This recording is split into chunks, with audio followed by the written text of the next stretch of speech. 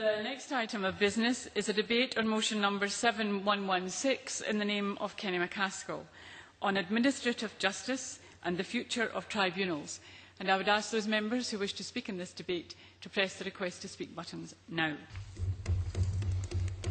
We now move to the open debate. Dave Thompson, followed by Cathy Craigie. Thank you, Presiding Officer. For too long we have been faced with an alarmingly confused girdle of tribunals, hearings, panels, committees, secretariats, commissioners, etc., when we seek a legal ruling on any one of the many issues vital to a wide range of matters of importance to our lives.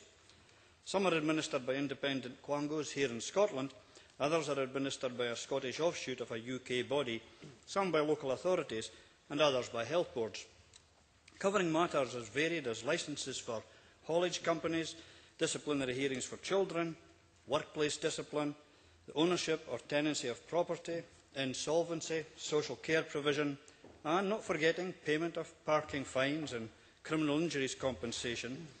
This confusing group of quasi-judicial bodies delivers what is known as administrative justice in Scotland. While the workings of the criminal and civil courts are conveniently overseen by the Scottish Courts Service, responsibility for administrative justice is spread over a multitude of smaller organisations, and several of these are still retained within the control of a UK-wide organisation, not all of which understand Scotland's unique legal system. The situation in other parts of the UK was almost as confused as ours until 2007, when Westminster passed the Tribunals, Courts and Enforcement Act, which, among other things, sought to gather all tribunals in England and Wales under a single body, the UK Tribunal Service, although it only covers England and Wales, not the UK. Last year, in its report, Administrative Justice in Scotland, The Way Forward, the Scottish Committee of the Administrative Justice Steering Group, under the chairmanship of Lord Philip, as has been said earlier, highlighted a number of worrying weaknesses of the current system, but also proposed a series of potential solutions to correct these and establish a system in Scotland which we can be confident with and proud of. Among the failings noted was a warning, John Lamont has already referred to this, that incorrect decisions and other administrative failings are more frequent than they should be, and that more needed to be done to improve systems for raising grievances about the outcome of initial hearings. The Administrative Justice Steering Group also noted, unsurprisingly, that members of the public are often confused by the complexity of the administrative justice system and often struggle to initiate a complaint, particularly as they are often unable to use the process themselves, and the high cost of legal help can act as a barrier to starting an action. This led the group to conclude that the existing system does not sufficiently meet the needs of users, which is a good example of Scottish understatement, I think.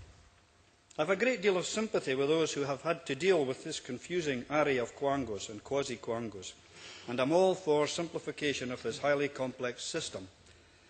I spent many years as a trading standards officer and have personal experience of how arbitration can help solve many problems without recourse to the courts. I was directly involved in setting up consumer advice and conciliation services, where local authority, trading standards and consumer advice officers did all they could to facilitate an agreement between disputing traders and consumers, without the need to go to the civil or criminal courts. This is hugely beneficial to consumers and honest businesses alike. But, unfortunately, I recently found out that 10 out of Scotland's 32 councils have now withdrawn this valuable service. This may save a small amount for the councils concerned, but I believe is a false saving for the community as a whole. I hope that common sense prevails and these services can be reinstated. But if the councils won't look after their consumers and honest businesses, I think we may have to look elsewhere to get this done. Perhaps some other body which understands trading standards and consumer protection is the answer, and I think we need to look at this. You will gather from these comments that I am very much in favour of easy, low-cost access to justice and for simple, sensible solutions to problems, and I am therefore very much in favour of simplifying the current confused situation. I therefore welcome the Justice Secretary's announcement that a new Scottish Tribunal Service will be established on 1 December this year. This new service will bring together the administrative support for Scottish tribunals into one organisation, which will create a more efficient and effective tribunal administration, which will be able to begin to tackle the widely criticised fragmentation and incoherence of tribunals already mentioned. I also warmly welcome the news that the Lord Chancellor has now formally written suggesting that the Scottish Government and Whitehall officials should develop detailed proposals for devolution of tribunals. This would make sure that all tribunals in Scotland were part of the Scottish justice system and will help us to make sure that our justice system is as coherent as possible.